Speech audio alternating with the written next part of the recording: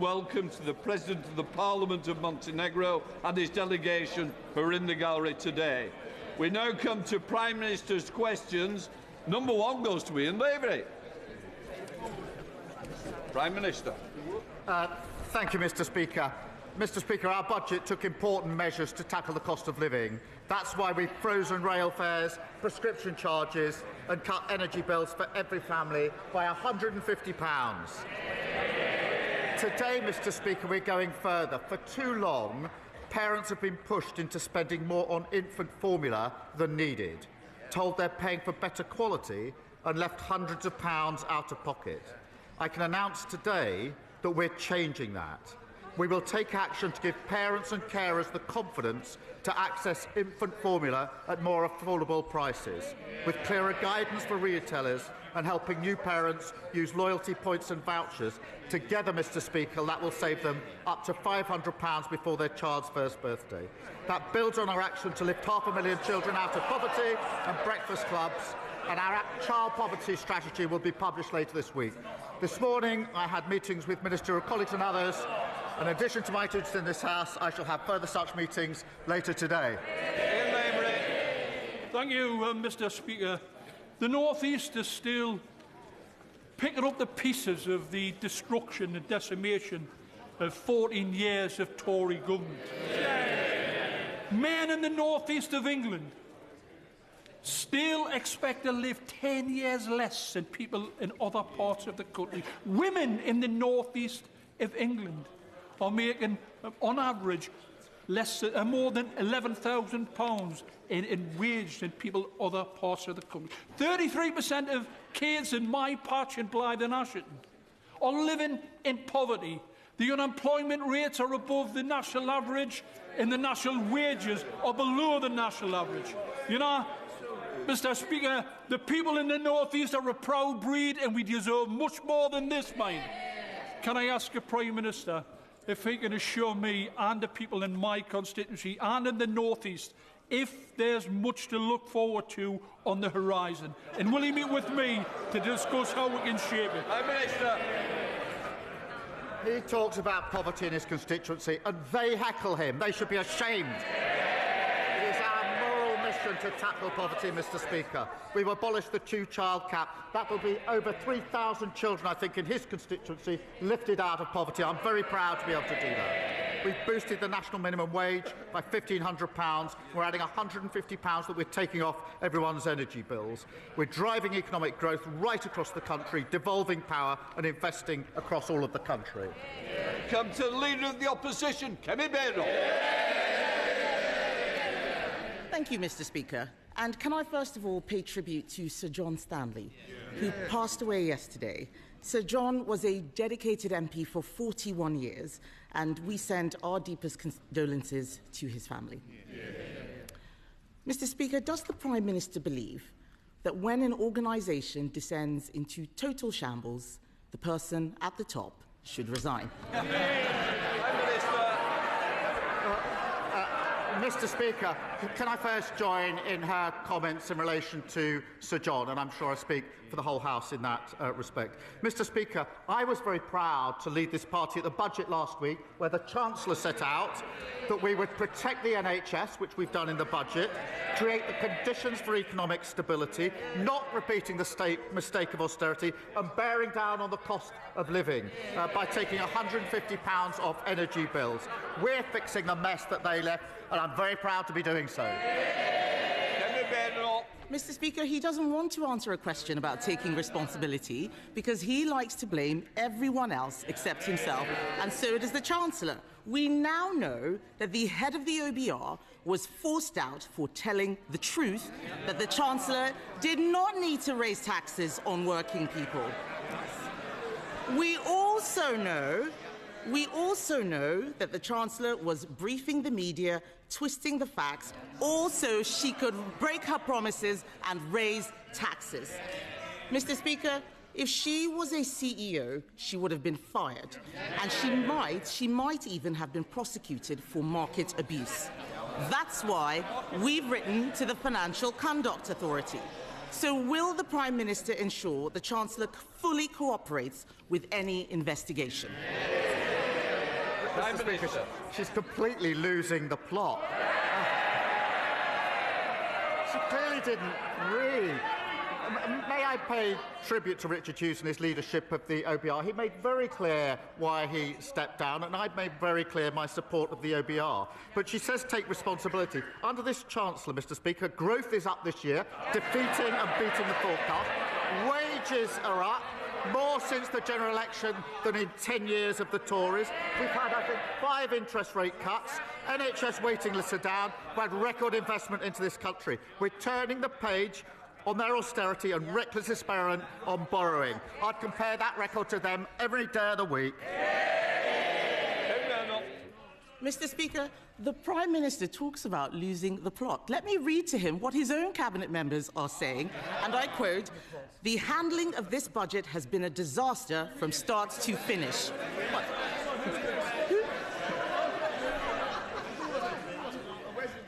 Yes. Who said that? Was it him? Was it her? In fact, I think it was probably her, actually. It was probably the Chancellor. In fact, Mr. Speaker, one of his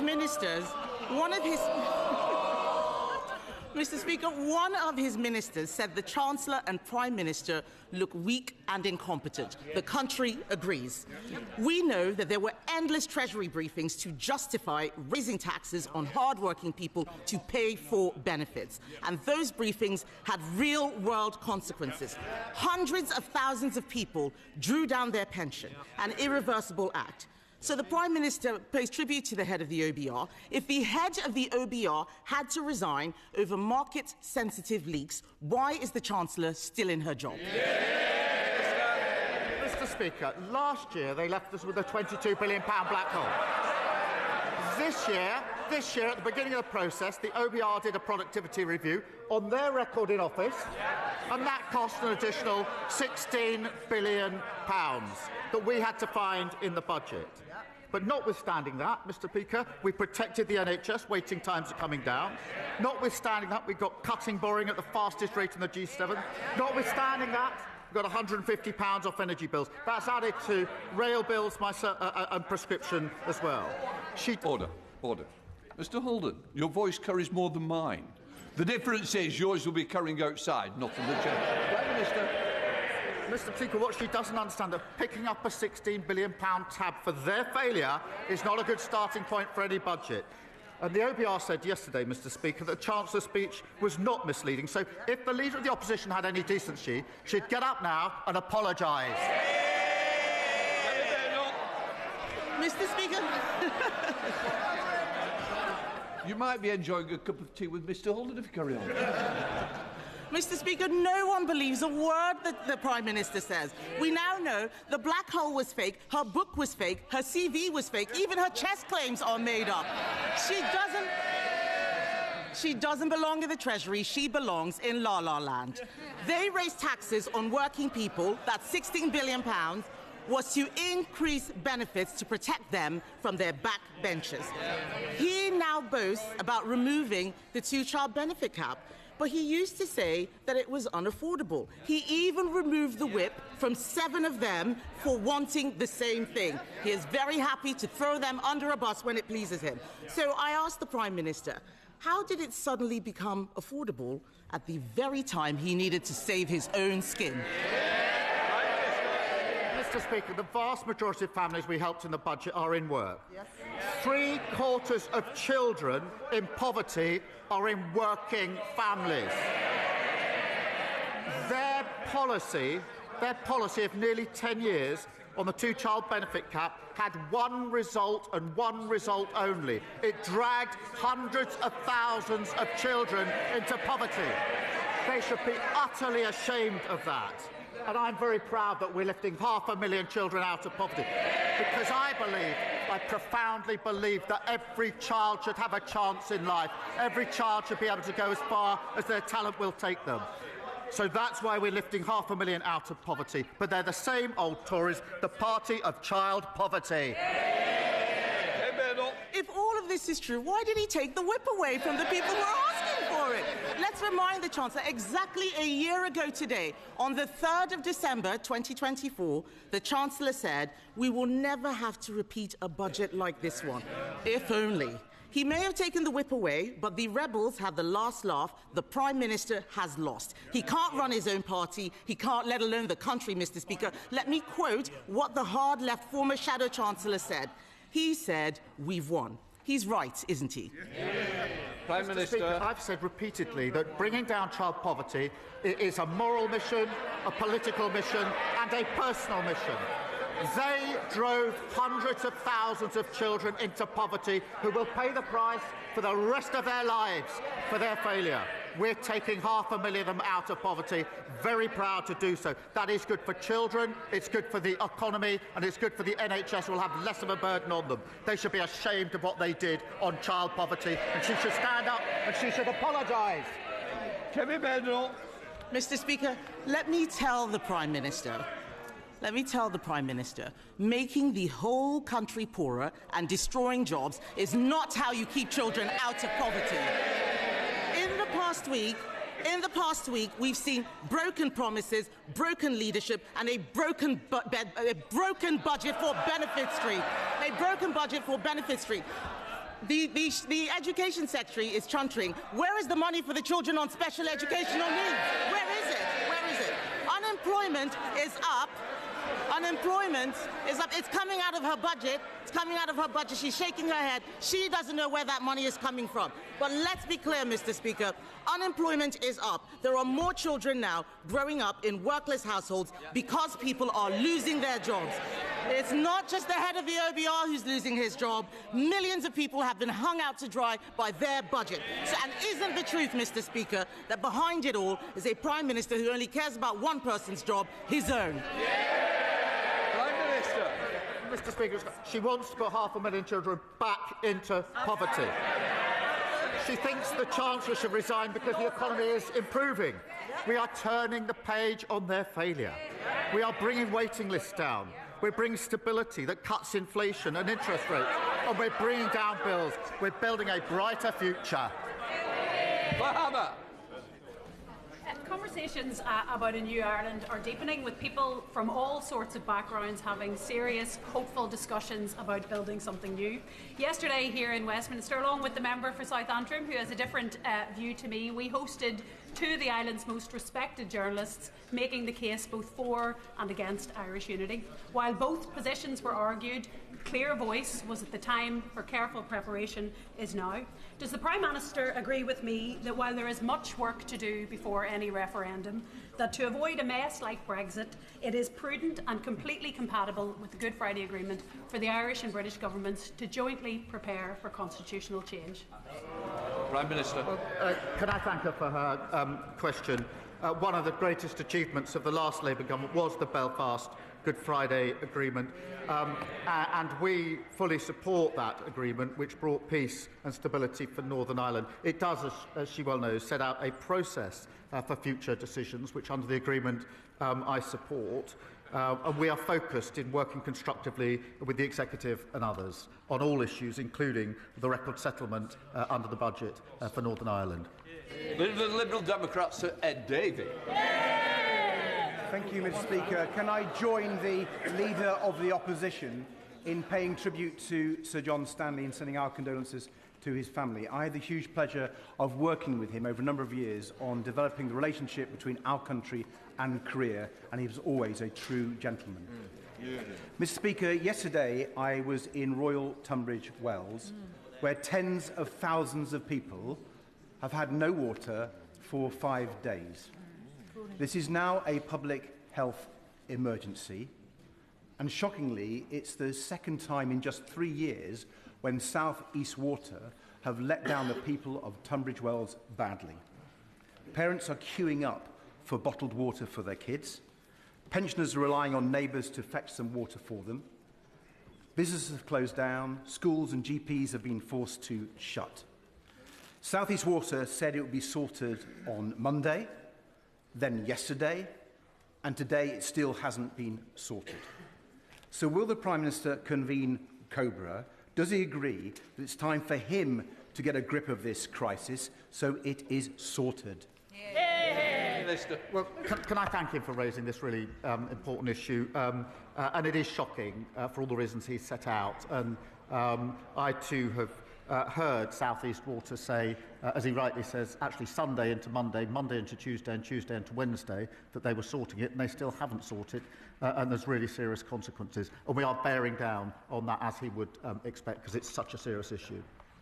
Sir Ed Davey. Prime Minister's reply and the actions of the Water Minister, but I do think the government will need to do more because South East Water have failed so badly. If I can turn to the budget now, Mr. Speaker, the Prime Minister's chief economic advisor has recommended a customs union with the EU as one of the most effective ways of generating growth, and we agree. So instead of hitting people with higher taxes in the middle of a cost of living crisis, will the Prime Minister change course in economic policy and listen to the piece of wise economic advice from his own economics advisor?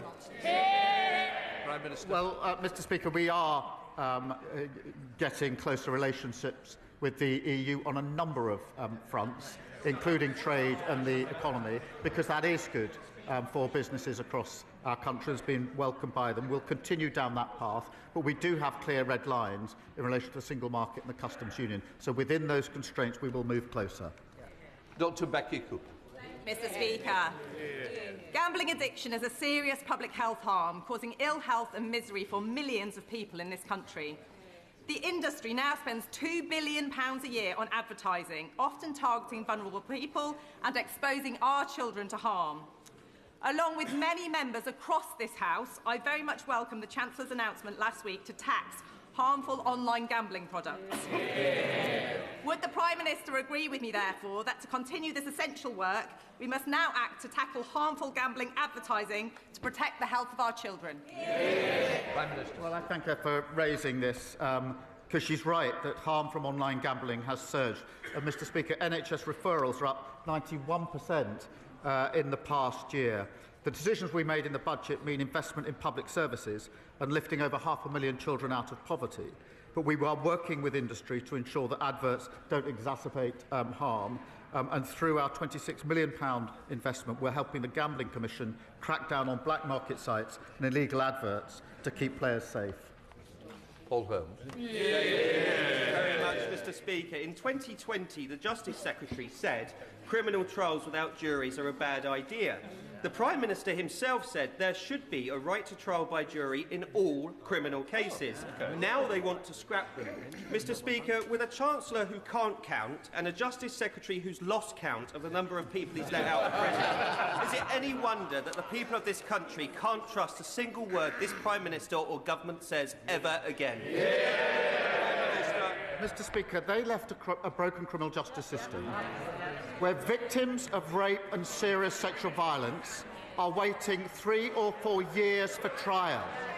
Only this week I've heard further examples of 14-year-old girls and 16-year-old girls having to give evidence 4 years after the allegation. That is not justice for them, and I'm determined that we will deal with it.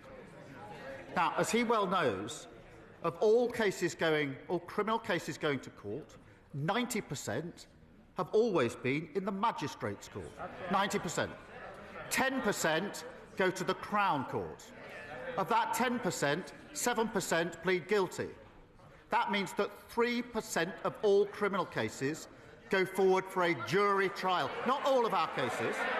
We are making changes, sensible changes, to ensure that we can make sure that victims get justice and it's denied under the failure that they left. Jill Taylor. Thank you, Mr. Speaker.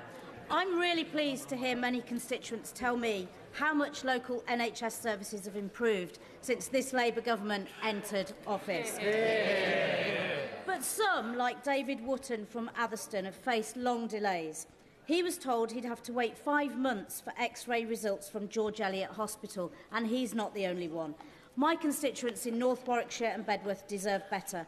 Can the Prime Minister set out how he will go further and faster to get our NHS fighting fit again? Well, Can I start by saying I'm sorry to hear that David, her constituent, is waiting.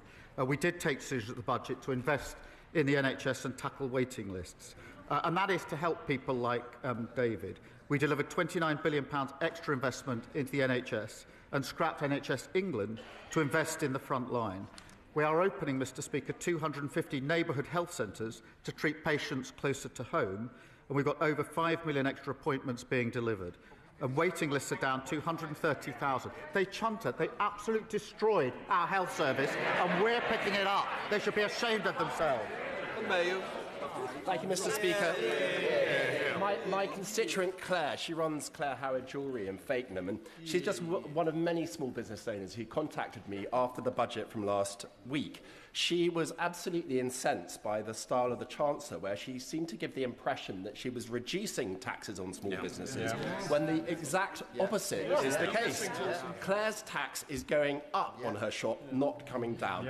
So could the Prime Minister do Claire and many other shop owners the common courtesy of just admitting that their taxes are going up and not down? Prime Minister. He raises an important point. Let me address it. Because at the heart of this issue is that temporary business rate relief was put in during the pandemic by the last government. That was the right thing to do, and we supported it, but it was temporary relief. That is now coming to an end, and obviously there's a re-evaluation that goes with it.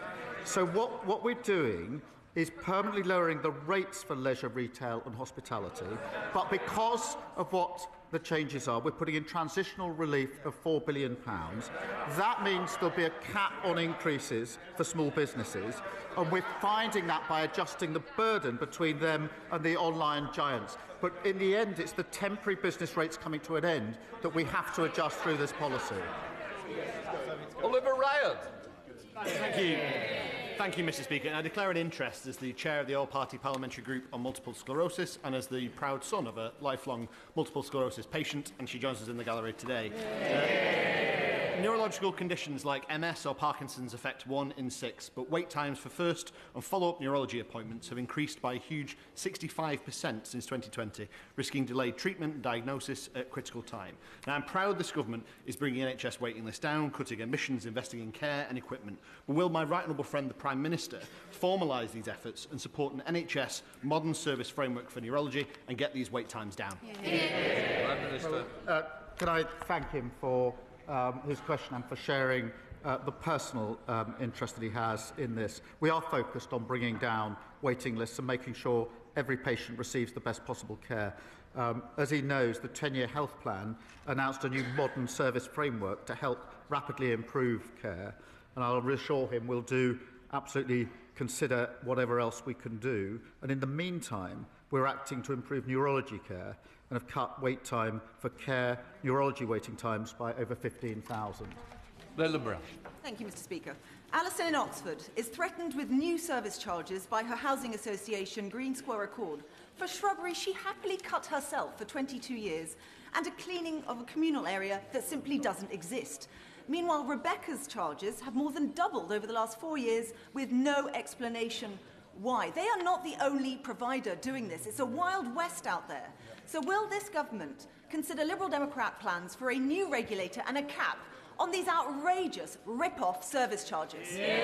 Prime Minister. Well, can I thank her for raising that? And we are implementing the Leasehold and Freehold Reform Act, which is long overdue, providing homeowners with greater rights, powers and protections. And through this, we will strengthen regulation to protect leaseholders from abuse and poor service, which she's highlighted, bring the injustice of leasehold to an end. That'll protect up to 1.75 million households and make sure leaseholders receive standardised service charge documentation, making it easier for them to challenge unreasonable bills, because the points she makes are good points, and this bill will help change that. Graham Stringer. Mr Speaker, this country can be proud of its history of religious tolerance and religious freedom. The quid pro quo of that is the right to criticise religion. Can the Prime Minister ensure this House that there will be no introduction or reintroduction of a blasphemy law either by statute, by judicial overreach, or by a non-statutory definition of Islamophobia? Yes, I can give him that assurance, and it's important that I do so. Lewis Cocking.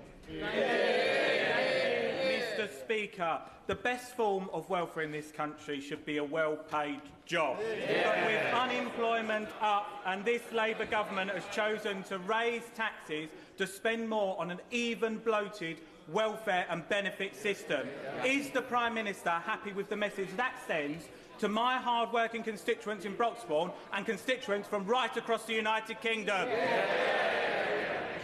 We have a broken welfare system. Who broke it? Guess. The party opposite.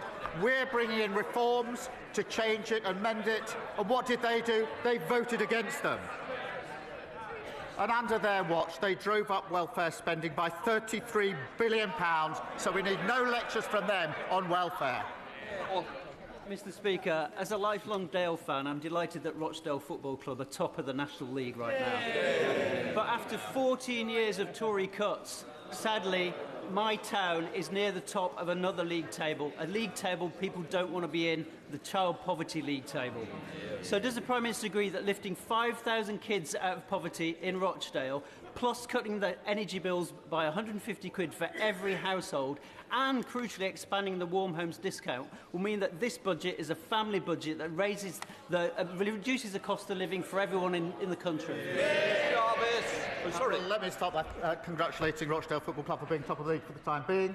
Of course, well, I say that because I know who's top of the Premier League, but it will be March and April we'll actually find out who wins. But, Mr. Speaker, he's right. Thanks to the actions in the budget, every household will see £150 off their energy bills. And because we've extended the Warm Homes discount now to 6 million of the poorest households, they will also save an additional £150. Now, in the North West, that benefits about 280,000 households.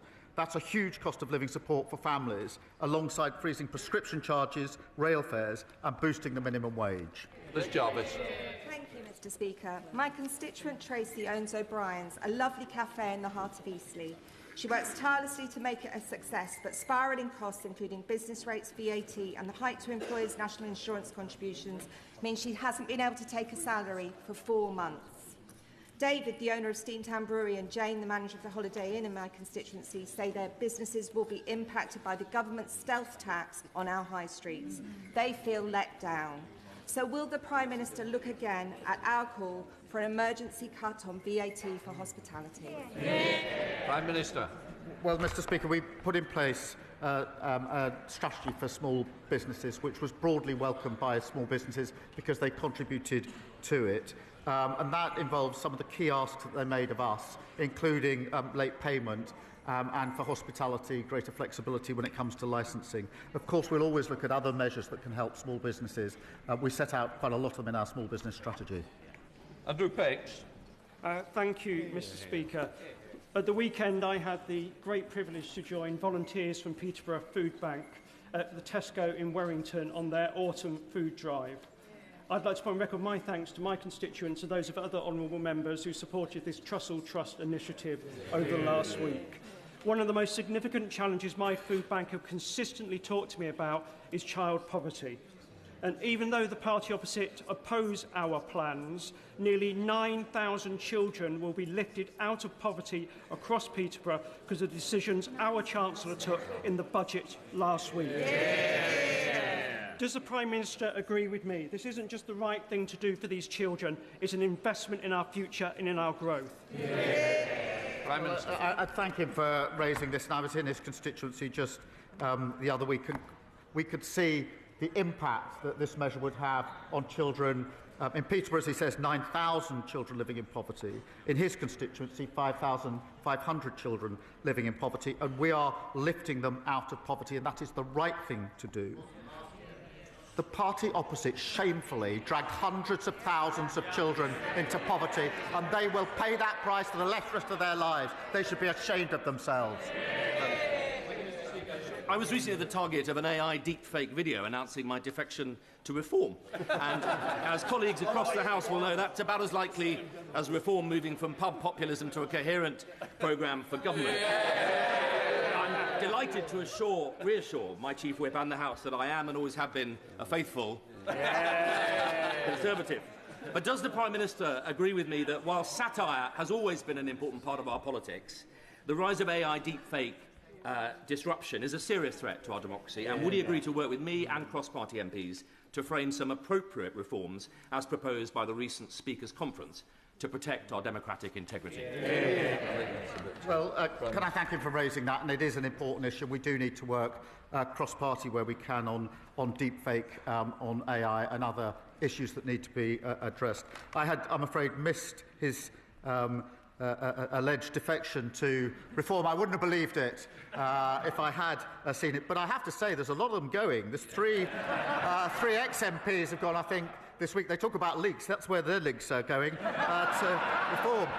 And I saw a leak, talking of leaks, on the front page of the Financial Times this morning, where apparently the leader of Reform says he wants to merge with the party opposite and sit down here with them. An absolutely unholy alliance of austerity and failure. Elsa Blundell. Thank you, Mr. Speaker. This week I've been speaking to Tetrasil, warehouse workers at Tetrasil in my constituency, who have been given an appalling ultimatum in the run-up to Christmas: either sign a new contract with reduced pay and breaks, or lose your jobs.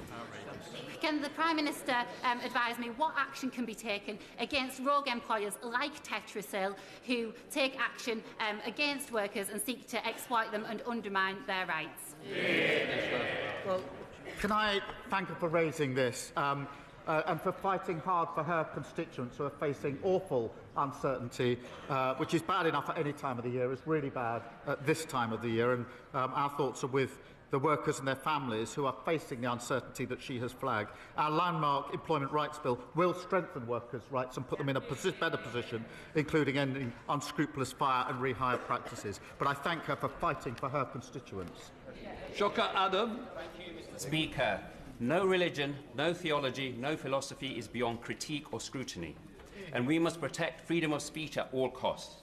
But Islamophobia is real, at least for Zainab Hussein in my city, who was run over not just once, but twice simply for being a Muslim. She survived. Not so lucky was Makram Ali, who was killed outside Finsbury Mosque simply for being Muslim. Not so lucky was Muhammad Salim, who was stabbed to death simply for being a Muslim. I would like to ask the Prime Minister that in opposition, a definition of Islamophobia was adopted. In government, it has been dropped. Can I ask what's changed? Prime Minister. Can I thank him for raising those examples of hatred in his constituency? And he's right to raise them, and we should all condemn them.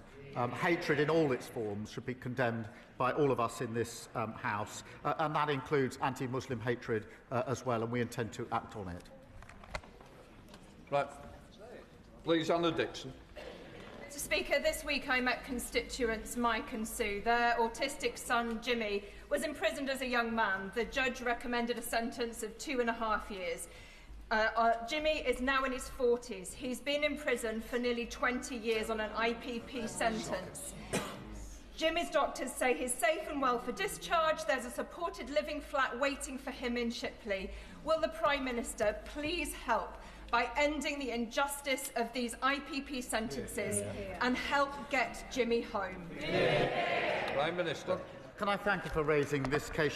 She raised it with me in the lobby last night, and it is a really shocking case of 2 years, leading to someone being in prison already over 20 years and not yet released, and with delays in the release process. The Justice Secretary will look into this case and meet to discuss her concerns to see what more can be done.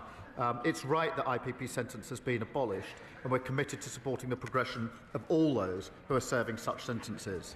Rachel Gilmore. Thank you, Mr. Speaker. I have a charming elderly constituent who, after a series of very major medical interventions, has been left in excruciating, uncontrolled pain after her opioids were withdrawn, pushing her to suicidal ideations. Can the Prime Minister shed light on what plans His Majesty's government has to help people manage pain, to live a happier and more comfortable life? And please, can I have a meeting with the appropriate minister? Prime Minister. Can I thank her for raising what's an awful case? And we are putting in further protection and support, but I will take her up. I think it is important for her to discuss that with the relevant minister, because the case that she has referred to does sound appalling. Jane Kirkham. Thank you, Mr. Speaker. Under this Labour government, NHS waiting lists are coming down. I welcome the commitment to refurbish Truro Health Park in my constituency, one of the first new neighbourhood health centres in the country. Cornwall's already leading the way with new neighbourhood health teams, and upgrading Truro Health Park will help deliver care for patients in their own communities. Will the Prime Minister confirm this investment reflects decisions taken by this government to prioritise community healthcare, and that services won't be removed before effective community replacements do come online?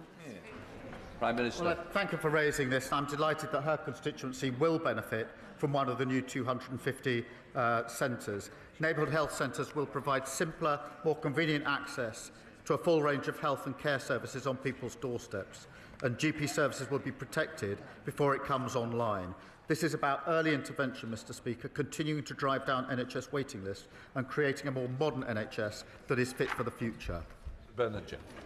Mr. Speaker, could the Prime Minister give his assessment of the latest news that President Putin has again turned down terms for peace in Ukraine, and in the light of his extraordinary outburst designed to destabilise our understanding of the truth? He did say Russia is ready for war with NATO. How ready are we? Prime Minister. Can I thank him for raising this? And I updated the House last week on the attempts to get a lasting peace. We all know that Putin is the aggressor here. We all know that Putin is dragging his feet, not wanting to come to the table, not wanting to reach an agreement. We have to continue to put pressure on in every conceivable way. That is in supporting Ukraine with capability and resource, but also ensuring that our sanctions, acting with allies, do as much damage to the economy in Russia as we can, and pressure that we can put on. We'll continue to do so. But he's absolutely right to raise it, and I thank him for doing so.